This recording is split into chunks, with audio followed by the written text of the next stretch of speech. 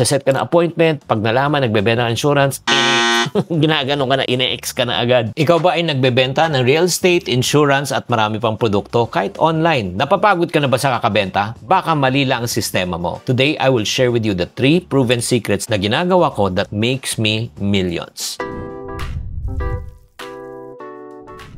Hi there, this is Chinky Tan, your pambansang wealth coach. Nako, itong episode natin na ito medyo kakaiba because I believe this is a valuable lesson, especially for salespeople. Kung ikaw salesperson ka, whether it's online and offline, you have to listen to this. I've been in sales for over 48 years. I started when I was age 12. Lahat ng mga nabenta ko ng mga produkto, simula ng 12 years old ako, by the grace of God, ay kumita naman. Oo. May mga ilan, syempre, na hindi siya naging successful, pero I would say 90%. And one thing that I've learned in sales is this. Products change, services change, but the sales process never change. Ano po yung sales process pagdating po sa pagbebenta? First is prospecting. Second, setting of appointment. Third, presentation. Fourth, closing. Fifth, follow-up, di ba? And then 6, training. Again, ulit na naman yan. Prospecting, setting of point, presentation, closing, follow-up, and then you upskill yourself. Yun ang natutunan ko. Pero ngayon, sisimplihan ko na lang to tatlong secrets na lang para matulungan talaga kayo para makabenta. Kung ready ka na, please type ready sa comment section. Secret number 1, ang unang kailangan natin maunawaan, kailangan po meron kang leads. Everybody say leads. Prospecting po, leads are gold. Simple lang yan eh. Pag wala kang prospect, wala kang target market, walang benta. Period. Yun lang po, simple. Kasi when you say prospecting, it's knowing if qualified ba siya talaga sa product and services mo. Because one thing I've learned in sales also, the single most wasteful thing that you can do is talk to a wrong prospect. Diba? Kahit na gusto niyang bumili, pero kung hindi niya kayang bumili, hindi siya yung market mo. Diba? Ang wage niya, minimum wage, bebenta mo siya. 100 million na bahay. Hindi naman sa pang maliliit. Hindi niya kaya yan. Kahit ako, di ko kakayanin yun. So, the question right now, saan po sila mahanap? Dati, nagsisimula ako nung nagbebenta po ako ng insurance during that time. Hindi ko makalimutan yan eh. Siyempre, you go to office, house to house. Kasi wala pang mga internet nun. Pero alam mo, ang hirap talaga. Ang hirap.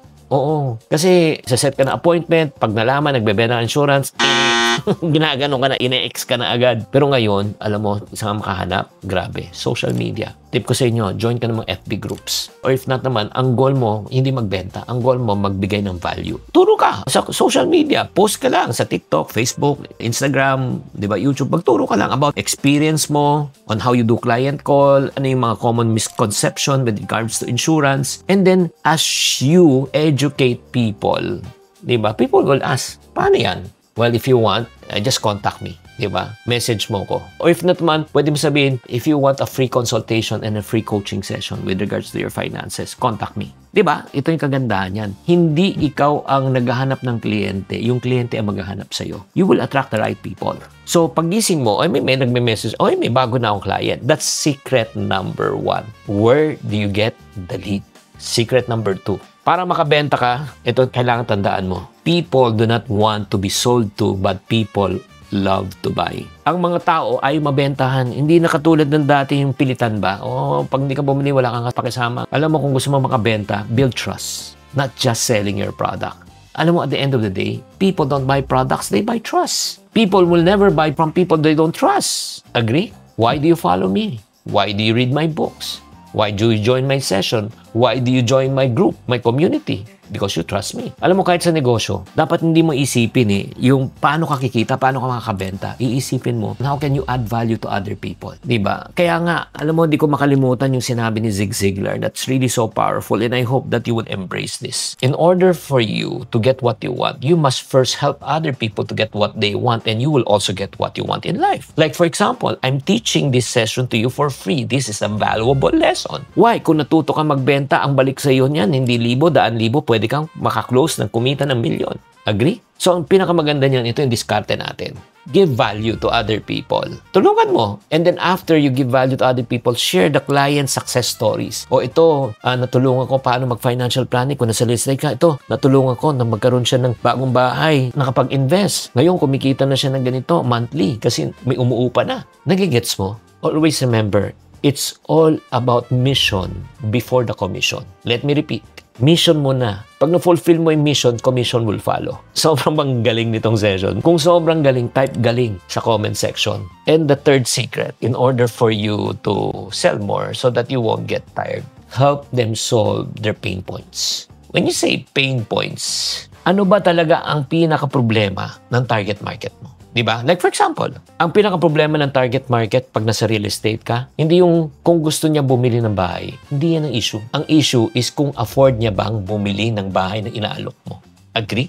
Kasi wala pa akong taong nagsabi, ay, ayoko ng bahay. Kaya depende yan sa target market mo. Sino bang target market mo? Class A, Class B, Class C, Class D, Class E. So make sure na yung ino-offer mo na produkto ay matched. Kung hindi siya match, mismatch. Diba? Kung nagbebenta ka ng water filter, anong pain point? Maghanap ka ng area na yung tubig do unsafe. Naku, ang daming ngayon ha. Lalo na sa may bandang Las Piñas, unsafe po yung mga drinking water doon sa mga household. So, grabe yun. Mag-demo ka o sabihin mo, ganito ang diskarte. Ma'am, iiwan ko to sa inyo itong water filtration system. 1 week. After 1 week, kung hindi nyo gustuhan, pull out ko. After 1 week, nakita niya kung gaano kalinis ang tubig. Sa palagay mo, tatanggalin pa yon? Hindi na. Kasi na-solve mo yung pain point nila. Clean, safe water for the family. Pag nahanap mo yung sakit ng customer at ikaw ang nagbigay ng lunas, doon ka kikita. Again, mission before commission.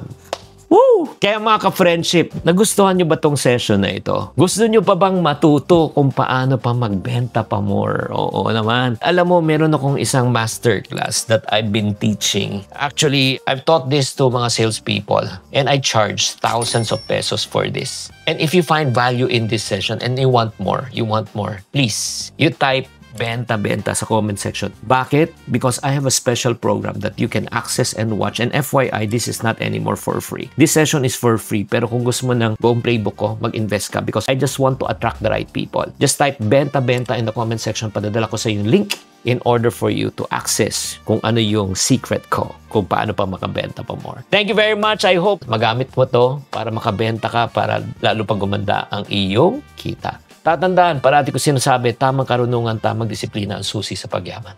Chinky Tan, with over 6 million Facebook followers, 2.8 million YouTube subscribers, and 2.4 million TikTok fans, is now all out to share with you the most practical, simplest path to lasting wealth.